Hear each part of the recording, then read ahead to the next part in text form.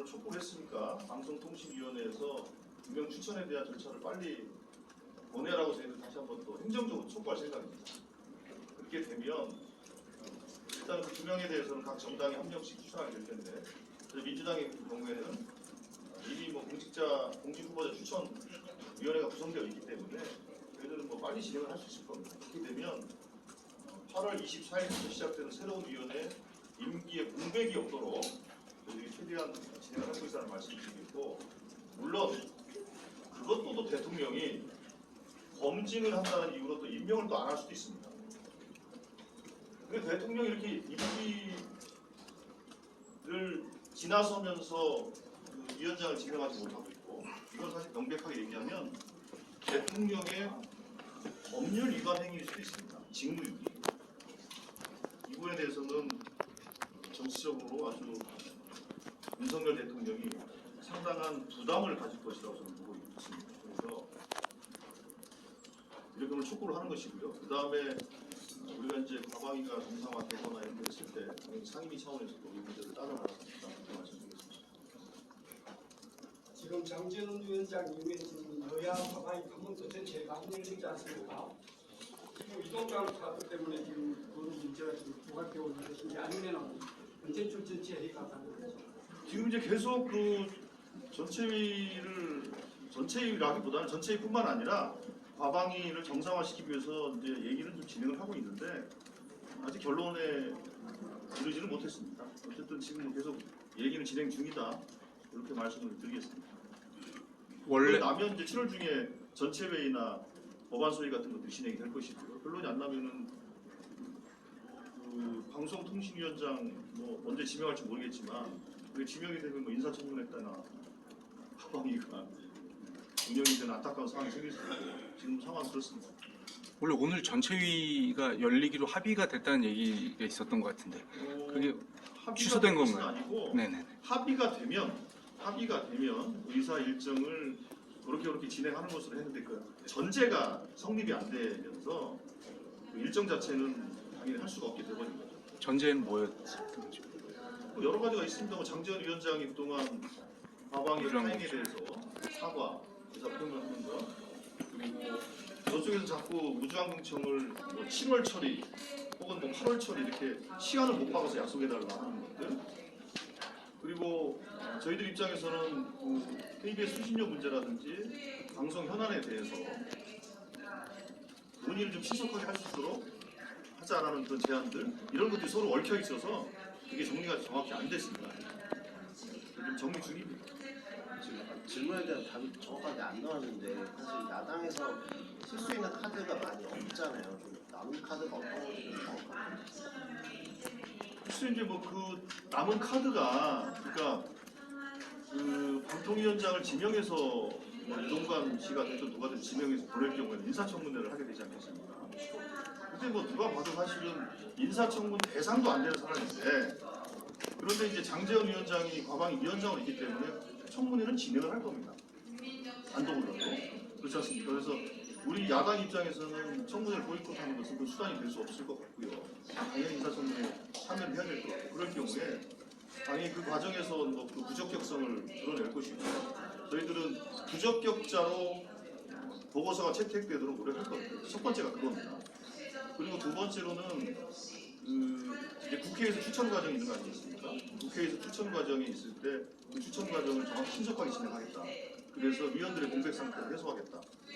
이거죠. 그리고 또 하나는 지금 그 방통위원장에 대해서는 법률 위반을 할 경우에 탄핵에 대한 규정이 있습니다. 그런데 위원에 대해서는 명확하게 정리가 되지 못한 부분이 있어서 그 부분에 대해서 저희들이 좀 검토를 하고 있는 그렇습니다. 그러면 야당목으로 최민희 의원을 구직하시는데 협상 카드로 그 야당목 의원을 교체하실 생각이 있으신가요? 아니, 그런 생각 아직 없습니다. 기본적으로 지금 방통위 구성 자체가 여러분이 봐도 이상하지 않습니까?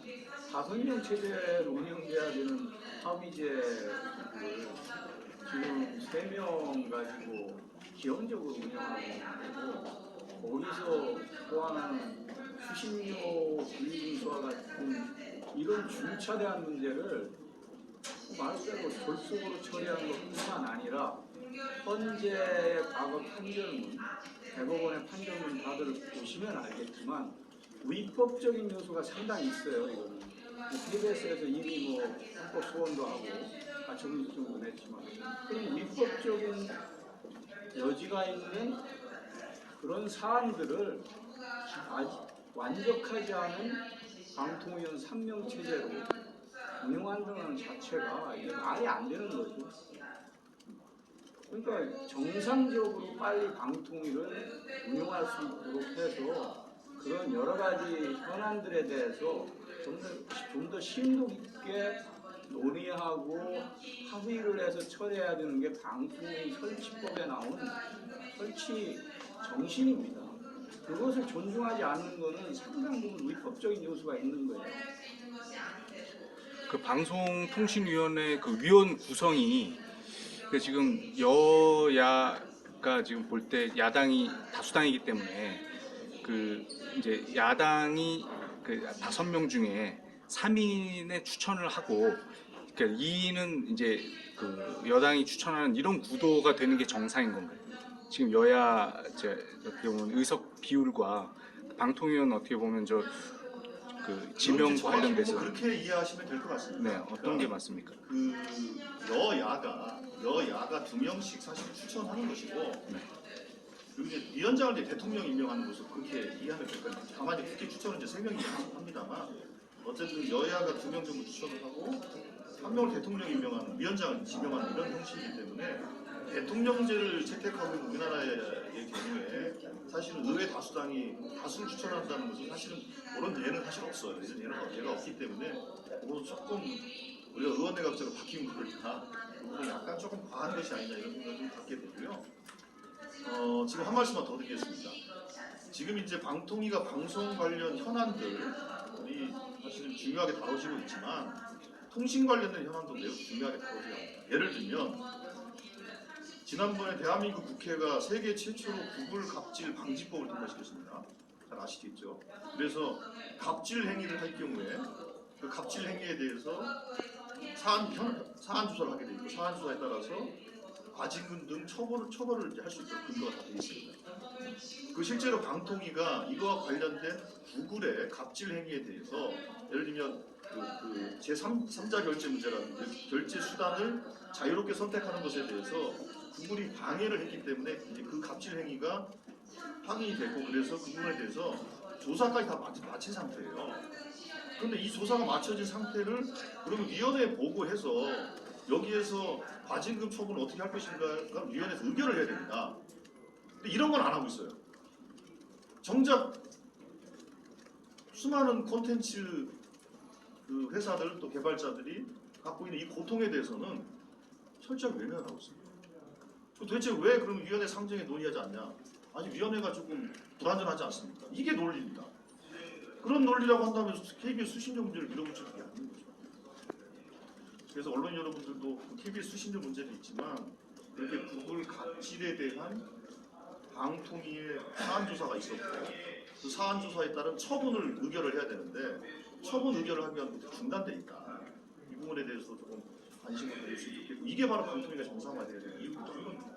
근데 그 방통위원 구성이 이제 말씀하신 대로 현실적으로 여야 그 대통령이 이제 국민의힘 이상 3대2 구성으로 여당의 다수의 분포로 돼 있다고 한다면은 이제 KBS나 MBC나 어쨌든 KBS 이사회라든지 방문진이라든지 그런 데에 이사 구성에 있어서 그러면 당연히 이제 방통위에서 이사 추천을 하는데 거기에서 이렇게 여당 그 성향의 이사들을 많이 추천하게 되면 당연히 사장이라든지 바뀌고 하는 것도 시간 문제 아닙니까? 그렇게 되면 그것을 뭐 이렇게 그 이제 방송 장악이라고 얘기는 하지만 그거는 이제 권한에 따라서 그 여당이 그냥 그 권한을 보장돼 있는 권한을 가지고 행사하는 거라고 얘기할 수밖에 없는 거 아니냐. 그런 부분 어떻게 보시는지. 그 지금 현재 제도는 그렇게 돼 있죠. 현재 제도는 그렇게 돼 있고 그러나 중요한 문제는 뭐냐면 현재 KBS, MBC는 현재 사장을 억지로 끌어내리려고 시도하는 것이 첫 번째 문제고요. 두 번째로는 바로 이러한 문제가 있었기 때문에 KBS, MBC가 공영방송을 어느 정파가 좌지우지하지 말고 그러면 사죄예요. 왜 방송법 거버넌스를 바꾸어서 그렇게 하자라는 것이 여야가 계속 바뀌어가면서 요구했고 주장했던 거 아니겠습니까? 그 내용을 담아서 지난번에 과방위에서 의결을 했고 그걸 이제 본회의에 지켜부된 상태이기 때문에 사실 그 법이 처리가 된다면 서로 어느 정파가 공영방송을 장악하게 만회하는 그런 시비를 좀 없애고 뭐 말 그대로 공정한 경영진이 와서 그 공영방송을 관리 운영할 수 있으면 이유가 있다. 이런 생각이 그걸 받아들일 생각이 없는 거 아닙니까? 국민의힘. 네? 그 통과시키더라도 또 거부권 행사하겠다는 얘기도 하고 있고 그런 상태에서 그게 이제 그런데 어쨌든 간에 뭐 어떻게 그걸 방안이 있습니까? 그 네. KBS 사장이나 MBC 사장을 대통령 입맛에 맞는 사장을 임명하고 싶어서 그러겠죠. 그거 말고 뭐 달리 뭐 이유가 있겠어요? 아니 근데 지금 그 KBS 통합진수 뭐가 그 소위에 올려야 가방을 열겠다고 얘기를 하셨다는데 근데 아까 말씀하셨을 때는 그뭐 KBS 문제를 밀어붙이는 게 아니라 정치나 이런 것들을 뭐 해야 된다 이렇게 말씀하셨잖아요.